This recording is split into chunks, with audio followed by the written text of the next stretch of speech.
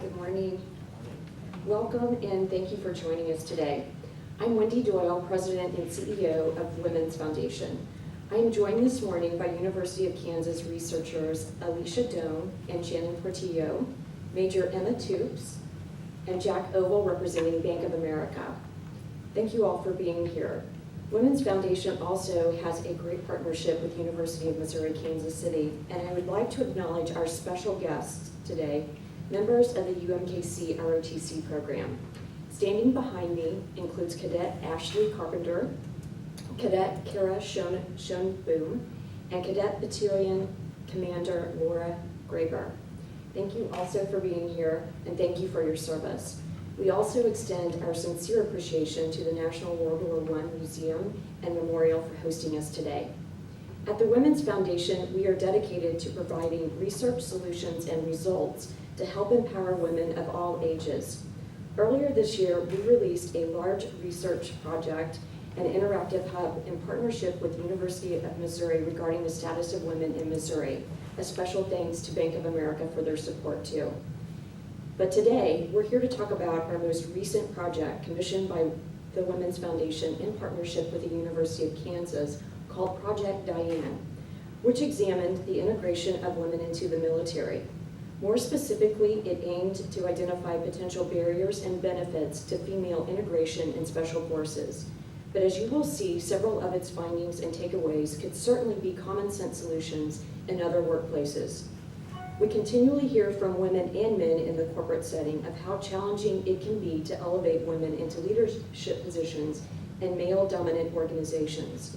The military serves as a high contrast example which we can learn from and develop solutions.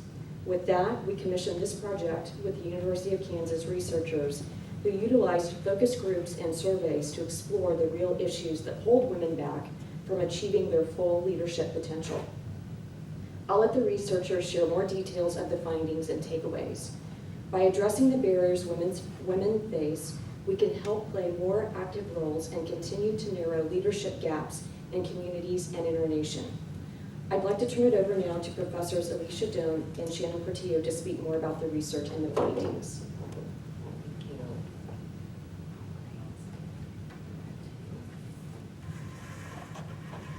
We're going to tag team a little bit here. Good morning. Thank you, Wendy, and to all of the wonderful staff at the Women's Foundation for organizing this event and for all of you for attending. We would also like to give a special thank you to the Women's Foundation for funding part of our project and supporting this important area of research for our region and our nation. The military is a traditionally male-dominated organization that is similar to many other organizations and businesses such as the police force and the tech industry. Although the military has a long history of women serving in it, it also has a long history of prohibiting women from serving in various positions, particularly combat positions. More recently, Congress has taken steps to correct this situation. The military will be required to integrate into all combat positions in January 2016. This change has spurred many conversations and has elicited a range of reactions from members of the military, policymakers, and also from the public. Our research enters this conversation by examining the barriers to integrating women into special forces, commonly known as the Green Berets. We studied the potential barriers and benefits, as Wendy mentioned, of integrating women into special forces by conducting 24 focus groups with 198 military members around the country at 5 different bases. In addition, we developed 2 surveys which were distributed to all men serving in Army Special Forces and all women serving in Army Special Operations. Overall, we found a great deal of resistance to gender integration in the military, particularly in the elite special operations units. And to give you an idea of the scope, 84% of the men that did our survey disagreed that women should be allowed to serve in combat positions in special operations. This is compared to 30% of women who felt the same way. Much of the mainstream attention has focused on the explicit policies excluding women from combat. However, women are serving in a variety of roles in the military. And much of the resistance to their participation is grounded in cultural norms and behaviors that are based on gender stereotypes. These included a wide range of commonly held stereotypes, such as the belief that women are unable to perform jobs in high-stress situations, or that women are overly emotional, or that women are not as competent as men to perform the same job, even if they've had the same training. For example, Sam, a focus group participant, drew heavily on several of these stereotypes when he explained why he opposed integration into special forces. Sam stated, "Women are indecisive, and they're trying to process multiple things, connecting to it emotionally and then freezing. This is just talking strictly about how men and women think and process information." Sam, like many of the men in our research, drew on gender stereotypes about women's emotional stability to question whether they were competent enough to perform in the organization. They perceived these as natural differences between men and women rather than seeing them as unfounded gender stereotypes. Other forms of gender stereotyping were less obvious. Gloria, another participant in our research, shared the story of her colleague who was trained as a mechanic, but her skills were routinely dismissed. As Gloria explained, "My partner was a mechanic. That was her job. She had exactly the same training as a male mechanic in the Army. But anytime anything on the base mechanical would happen, they'd always go to the male mechanic first. Even after another civilian mechanic told the team leader, 'Hey, she knows what she's doing. She's been doing this a little bit longer than him.' The team leader was like, 'Get out.'"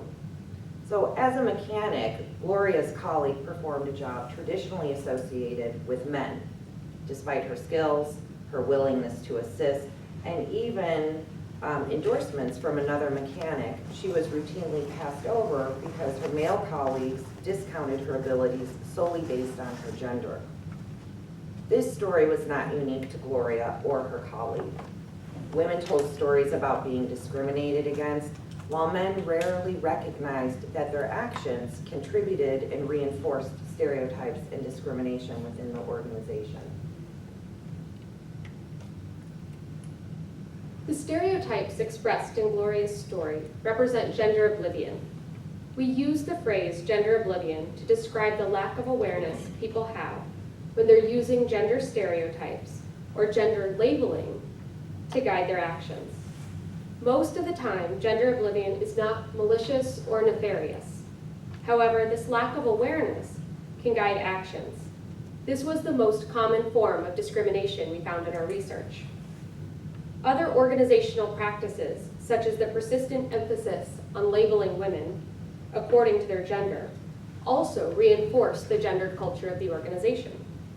As Michelle explains, we're always referred to as the female something. It's never the medic or the civilian affairs officer or the team leader. It's the female. Adding female before a woman's job title draws constant attention to gender. This is similar to how we discuss women in policing or women in engineering or women in other male-dominated professions. Gendering professional titles has the effect of reinforcing cultural norms that accept and foster these organizational environments as male-dominated workspaces. Gender-based norms also influence organizational practices and policies. Many times, these norms go unexamined. Just because a policy is presented as gender neutral, it may still impact women and men differently. For example, ideas of women and cleanliness frame the way that soldiers interpret hygiene policies as they relate to women in the military. Among the female focus groups, the majority of participants expressed frustration regarding the policies governing hygiene. Women identified hygiene policies as a barrier to their acceptance among their male colleagues because the policies have been interpreted to mean that women receive special privileges. Julia, another participant, pointed to the interpretation of the policy as the underlying problem, rather than the policy itself. While men frequently discuss the hygiene policy as a reason to keep women out of the field, because it requires that women have access to showers, some women noted that this interpretation of the policy was overly conservative. Julia states, "When you read the regulation, it actually says that you have to provide the opportunity to perform hygiene. It does not specify shower versus baby wipe, and it says in a private area. It doesn't specify what a private area consists of.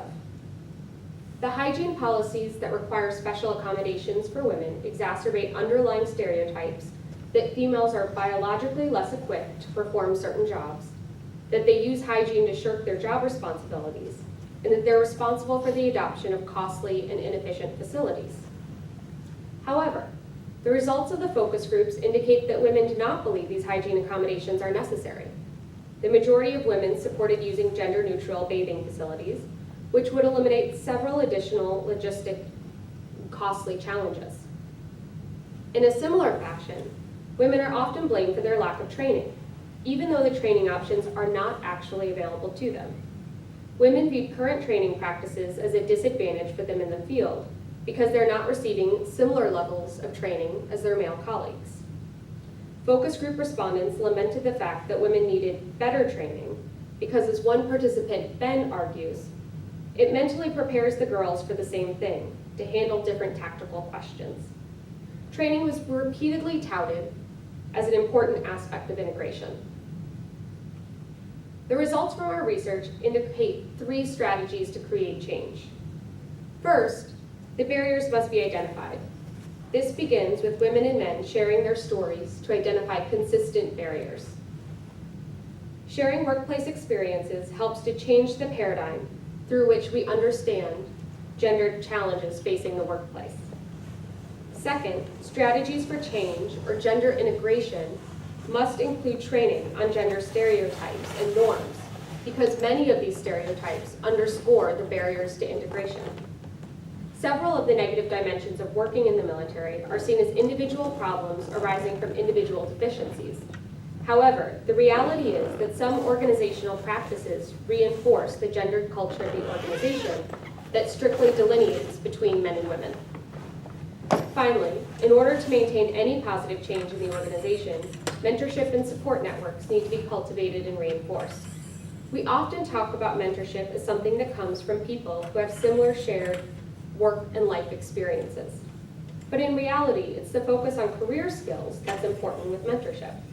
Men can make great mentors for women, but we often don't have the explicit conversations about what we need and want from our mentoring relationships. These networks also provide a way for the organization and its supporters to continue to identify and work to improve ongoing issues. Gender inequality is a structural problem. You cannot fix it individually. We must work within and beyond the organization. As participant Carmen reminds us, it's not just women's minds that we need to change about how we're worth something, and we need to project ourselves professionally and confidently.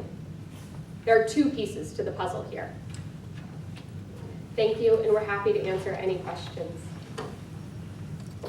How do you make it work with the Sorry, we're happy to answer any questions after I'm sorry. our other speakers. My bad. Good morning. Thank you, professors. I'm really honored to be here to assist in the presentation of these findings.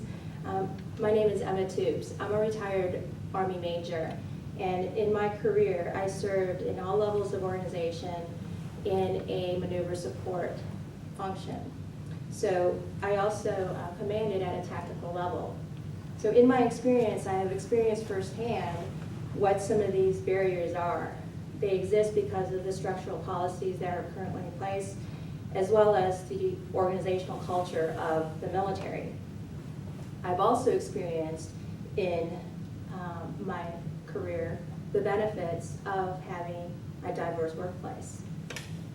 As a military woman in a combat support function, very often I was a minority on the staff as far as contributing to staff analysis. What I brought to the team was a slightly different perspective.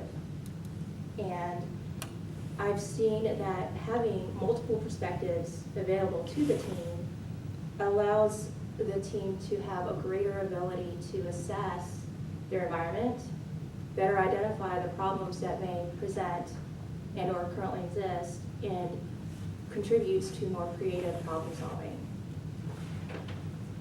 This research is really an important step in changing not only the structural barriers, but also changing mindsets and assumptions we have about women, primarily military women, because it's focused on military women, but highlighting the micro and the macro barriers that the military women face.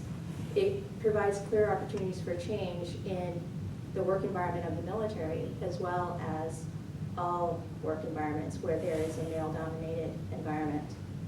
Until the integration of women into male-dominated workplaces becomes the norm, we who are in that type of space have to make a continual and conscious effort to change the status quo. Thanks.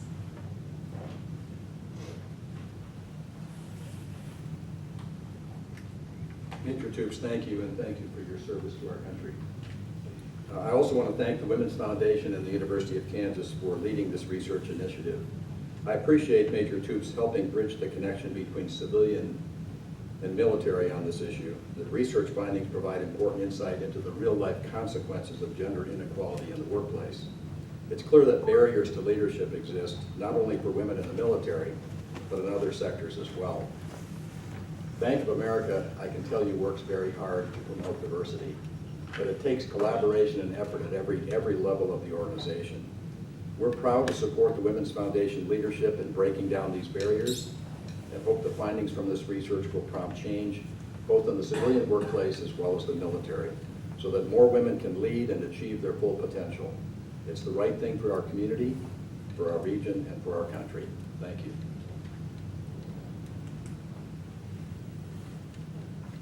Thank you again for being here. As you have heard, this is important research in elevating an issue that can help women better serve and lead in our country. Before opening this up for questions, I'd like to share the words of one other woman in the military who will remain anonymous. When we shared with her the Project Diane findings, she said, "This kind of research is long overdue, and it was encouraging to see that other women are experiencing some of the same things. What was said about structure really hit home for me. You don't have to be a woman on active duty or in the special forces. Attached, you will find the rejection for a job I recently applied for." I'm going to share this with you. Here's her letter. The explanation for why she was not qualified for the job was simply, "Your application was rejected. This position is currently closed to females." Something that says so little really says a lot, doesn't it? But that's why we're here today. Because at the Women's Foundation, we are committed to working for change to improve the lives of women. As we learned here today, there are many ways this research can be applied to remove barriers for women to lead, not just in the military, but in civilian workplaces as well. To our special guests, we thank you for your service, and to all veterans as we approach Veterans Day. Thank you, and we'd be happy to take questions now. Major Toops, I'd be interested if you'd come to the microphone, please. What would be the best way, or how do you take this research, try to apply it to create change in the structure of the U.S. Army, knowing that you would probably catch resistance to it at some point? I mean, I'm guessing that would probably be the case. Yes. How do you sell that? How do you, I guess sell's probably is too glib a term, but how do you approach that and counter that? I would approach it in addressing what is already accepted in the culture of the organization as far as developing leaders.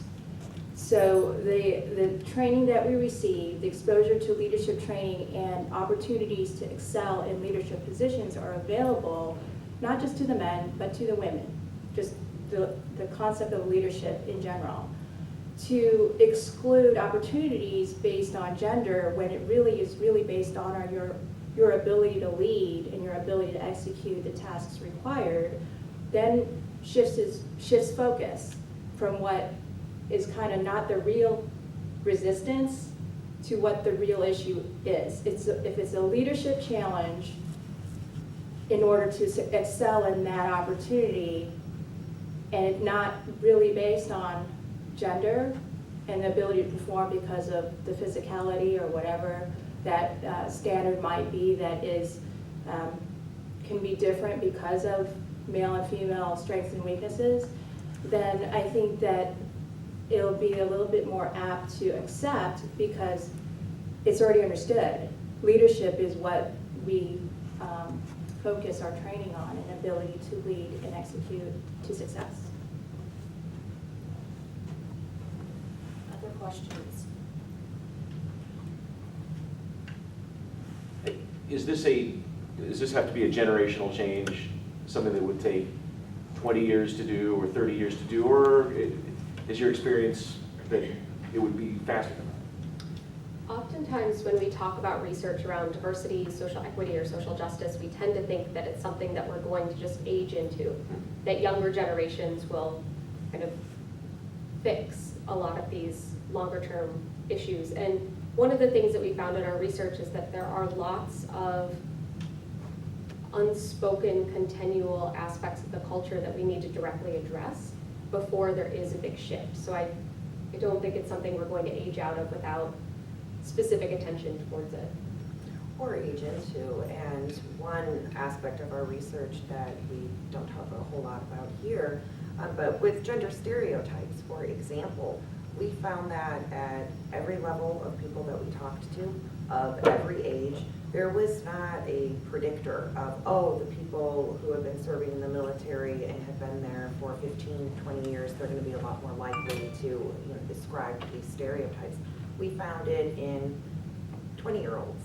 So there's a lot of education and training that needs to happen around that, but as we said, you don't know what you don't know.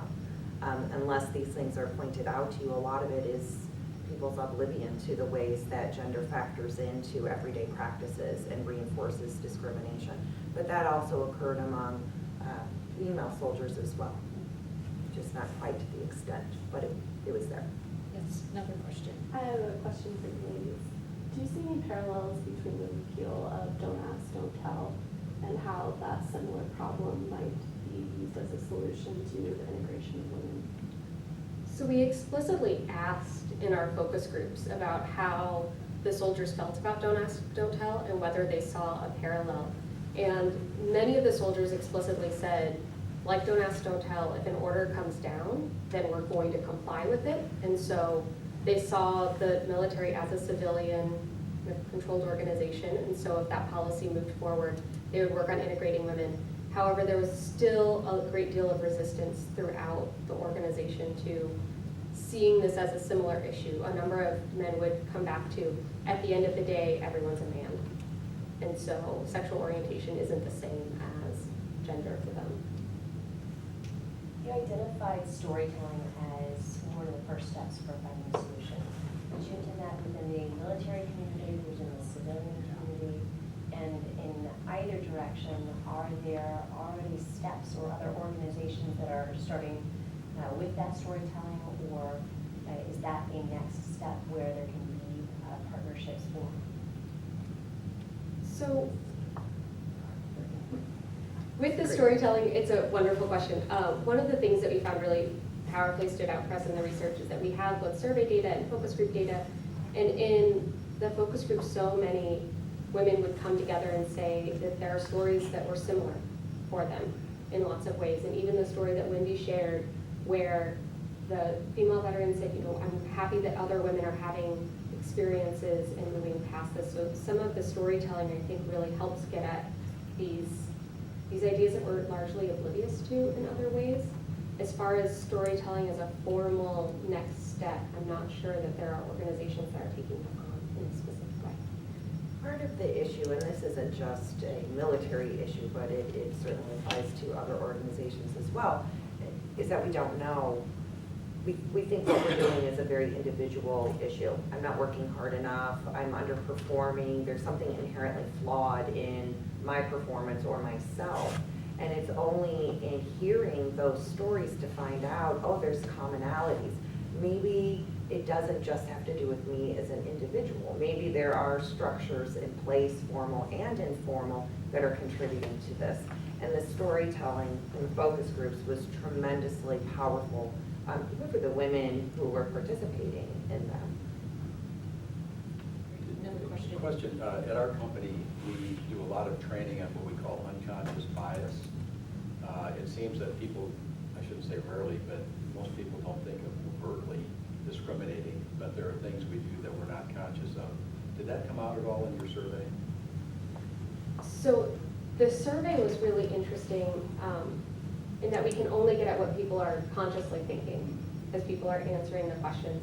Within the focus groups, this idea of gender oblivion is what came out very explicitly, and that gets at the idea of unconscious bias in the ways in which gender plays out throughout the organization in many ways that constrain women's behavior, always being referred to as the female mechanic or the female medic, but also in ways that there were times when men didn't recognize some of the advantages to having a woman in the field. So for example, when women were deployed alongside special forces in Afghanistan and they were able to interact with female populations and with young populations, they were also still able to interact with Afghani men because they weren't seen first as women, they were seen first as Americans and as soldiers. So they were able to get a full breadth of information that was different than their male colleagues. And their male colleagues were oblivious to that potential benefit to the organization as well. Other questions? If not, this concludes our press conference, and thank you for being here today.